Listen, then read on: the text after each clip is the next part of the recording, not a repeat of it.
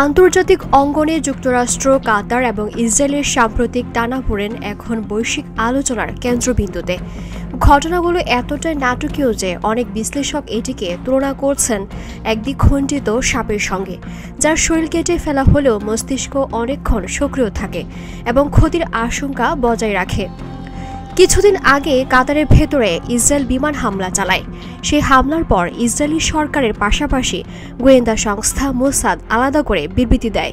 তাদের দাবি ছিল প্রধানমন্ত্রী নেতানিয়াহু কাতারের অভ্যন্তরে পদাতিক হামলার পরিকল্পনা করেছিলেন, তবে কাতারের সঙ্গে সম্পর্কের সম্ভাব্য ক্ষতি বিবেচনায় এনে সেটি কার্যকর করা হয়নি।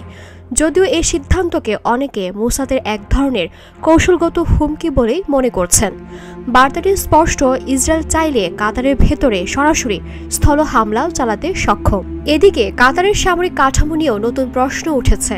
অভিযোগ রয়েছে কাতারের সেনাবাহিনীর উচ্চ পদস্থ কর্মকর্তাদের অনেকেই মোসাদের গোপন এজেন্ট, অর্থাৎ মোসাদের ইশারায় তারা কাতারের সম্পদ ও অস্ত্র কাতারের বিরুদ্ধে ব্যবহার করতে পারে।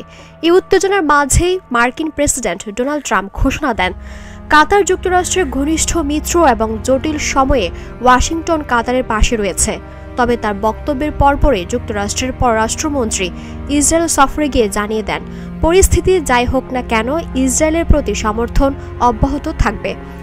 অন্যদিকে কাতার জরুরি বৈঠক ডেকে ইসলামিক ন্যাটো গঠনের প্রস্তাব তুললেও অনেক বিশেষজ্ঞ এটিকে রাজনৈতিক ভাওতাবাজি হিসেবেই দেখছেন, কারণ বাস্তবে দেখা যাচ্ছে হামলার পেছনে যুক্তরাষ্ট্রের প্রত্যক্ষ ভূমিকা থাকলেও কাতার নতুন সামরিক চুক্তির মাধ্যমে আবারও যুক্তরাষ্ট্রের কাছেই আশ্রয় নিচ্ছে। বিশ্বস্ত সূত্র জানাচ্ছে, ইসরায়েল যে ক্ষেপণাস্ত্র কাতারে নিক্ষেপ করেছিল তা প্রতিহত করা মোটেই কঠিন ছিল না। চীন বা রাশিয়ার সাধারণ প্রতিরক্ষা ব্যবস্থাতে সেগুলো রুখে দেওয়া সম্ভব, কিন্তু কাতারের পক্ষে সেটা করা যায়নি, কারণ দেশটির আকাশ প্রতিরক্ষা ব্যবস্থা মূলত যুক্তরাষ্ট্রের নিয়ন্ত্রণাধীন, যা হামলার সময় 15 মিনিট অচল হয়েছিল। ফলে কাতার কার্যত অসহায় ছিল। এই অবস্থায় কাতার ও যুক্তরাষ্ট্রের মধ্যে নতুন নিরাপত্তা চুক্তি প্রায় চূড়ান্ত। মার্কিন পররাষ্ট্রমন্ত্রী মার্কো রুবিও নিজেই জানিয়েছেন, সফরের মাধ্যমে খুব শীঘ্রই চুক্তিতে স্বাক্ষর হতে পারে। এই চুক্তির আওতায় কাতারের মূল ভূখণ্ড ছাড়াও পারস্য উপসাগরের উপকূলে যুক্তরাষ্ট্রকে নতুন ঘাঁটি দেওয়া হবে, যা ইরানের বিরুদ্ধে মোতায়েন হবে। চুক্তির শর্ত অনুযায়ী যুক্তরাষ্ট্র কাতারকে উন্নত ক্ষেপণাস্ত্র প্রতিরক্ষা ব্যবস্থা, নতুন radar, interceptor missile, command centre এবং সাইবার নিরাপত্তা সহায়তা দেবে। পাশাপাশি কাতারের সবচেয়ে বড় আল উদেদ বিমান ঘাঁটি আরও সম্প্রসারিত হবে।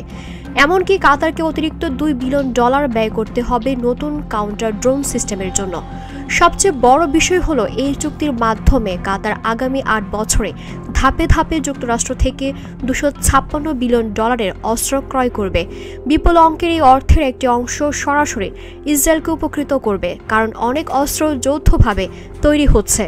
অর্থাৎ একদিকে কাতার ইসলামিক ন্যাটোর নাম করছে, অন্যদিকে একই সময়ে যুক্তরাষ্ট্র ও ইসরায়েলের সঙ্গে চুক্তি করছে। ইরান খুব গভীরভাবে এই পরিবর্তনগুলো পর্যবেক্ষণ করছে, কারণ নতুন ঘাঁটি এবং অস্ত্র মোতায়েন ইরানের জন্য সরাসরি হুমকি তৈরি করবে। অন্যদিকে বিশেষজ্ঞদের মতে যুক্তরাষ্ট্র ও ইসরায়েল এই অবস্থার সর্বোচ্চ সুযোগ নিচ্ছে। একদিকে কাতারকে মিত্র হিসাবে টেনে নিচ্ছে, অন্যদিকে বিপুল অর্থনৈতিক সুবিধাও পাচ্ছে। ফলাফল স্পষ্ট, কাতারের রাজপরিবার নিজেদের ক্ষমতা টিকিয়ে রাখার জন্য যুক্তরাষ্ট্রের কাছে কার্যত আত্মসমর্পণ করেছে। ইসরায়েলও এই প্রক্রিয়ায় একটি বড় কূটনৈতিক বিজয় অর্জন করেছে। আরব বিশ্বের জিসিসি-ভুক্ত দেশগুলো সৌদি আরব, ওমান, সংযুক্ত আরব আমিরাত, বাহরাইন, কাতার ও কুয়েত অবশেষে যুক্তরাষ্ট্রের প্রভাব বলের মধ্যেই রয়ে গেছে। সুতরাং প্রশ্ন থেকেই যাচ্ছে, এই অঞ্চলে কি কোনোদিন সত্যিকারের স্বাধীন সামরিক জোট তৈরি হতে পারবে, নাকি সবই কেবল কাগজে কলমে থেকে যাবে?